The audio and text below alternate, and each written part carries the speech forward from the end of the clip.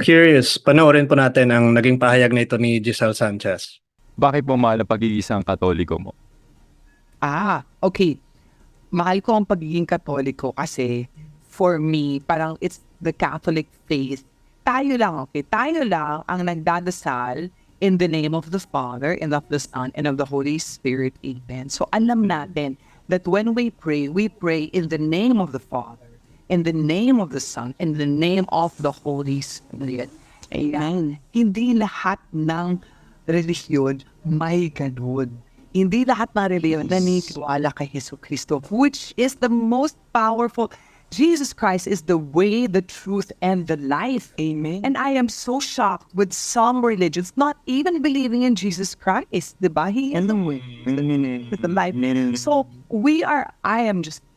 and we have the Holy Spirit. The power of the Holy Spirit is unimaginable. Nagustuhan ko po yung sagot niya na kapag nagdarasal ang isang Katoliko ay nagdarasal talaga tayo sa Diyos Ama, Diyos Anak, at Diyos Espiritu Santo. At ka-curious, ang pagbibigkas po ng pangalan ng Diyos Ama, Anak at Espiritu Santo sa panalangin ay mahalaga dahil ito po ay nagpapahayag ng pananampalataya, ng ating pananampalataya sa banal na Trinidad at nagpapakita po ng pagsamba at pagkilala sa kanilang pagka-Diyos. Sa simbahang Katoliko po, ang panalangin na ito ay tinatawag po na Trinitarian Formula o banal na pangalan. Ito po ay isang paraan ng pagpapahayag ng ating pananampalataya sa tatlong persona ng banal na Trinidad, ang Diyos Ama, ang Diyos Anak, at Diyos Espiritu Santo. Sa pamamagitan po ng pagbibigkas ng kanilang mga pangalan, ipinapahayag po natin ang ating pagsunod at pagsamba sa kanila bilang iisang Diyos na may tatlong persona.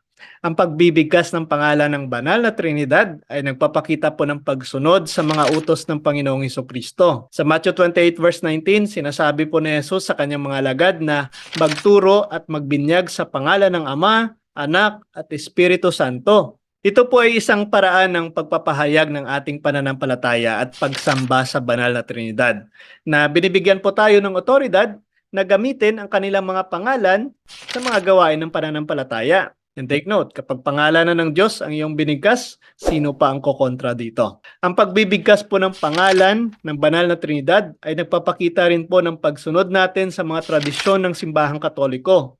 Ang simbahang Katoliko po ay nagpapahalaga sa mga tradisyon na nagpapahayag ng ating pananampalataya at nag-uudyok sa atin na maging malapit sa Diyos. Ang pagbibigkas po ng pangalan ng banal na Trinidad sa panalangin ay isa sa mga tradisyong ito na nagpapakita ng ating debosyon at pagsamba sa iisang Diyos. Kaya kudos po sa kay Giselle Santos sa pagsasabi ng kahalagahan ng pagbibigkas ng pangalan ng Diyos Ama, Anak at Espiritu Santo sa panalangin.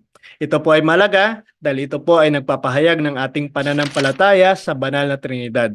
Nagpapakita po ng pagsunod sa mga utos ng ating Panginoong Hesukristo at nagpapakita ng pagsunod sa mga tradisyon ng simbahang Katoliko na tanging matatagpuan lamang sa Iglesia Katolika.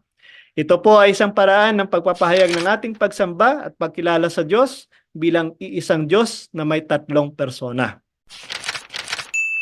Kaya manatili po tayong maging matatag na isang Katoliko. Kung nagustuhan niyo pong video nito, please like and share. Ibahagi po natin sa mga kakilala po natin upang ma-inspire pa na mas palalimin ang kanilang pag-unawa sa ating pananampalataya.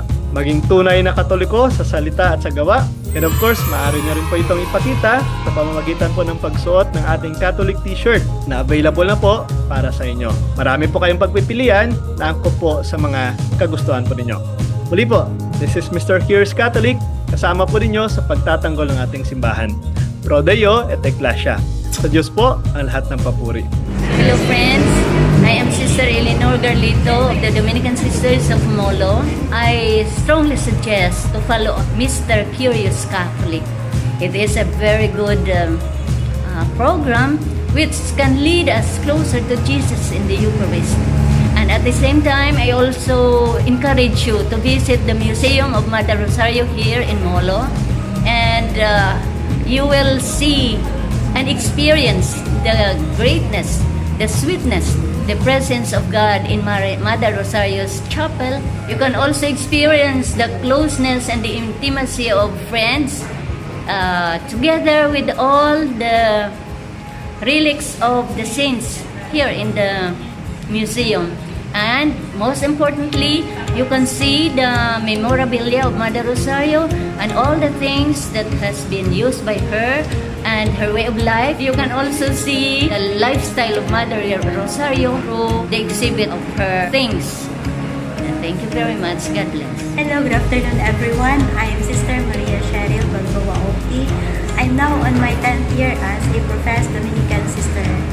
The joy that gives me strength to pursue my vocation is the simplicity of life lived by the sisters.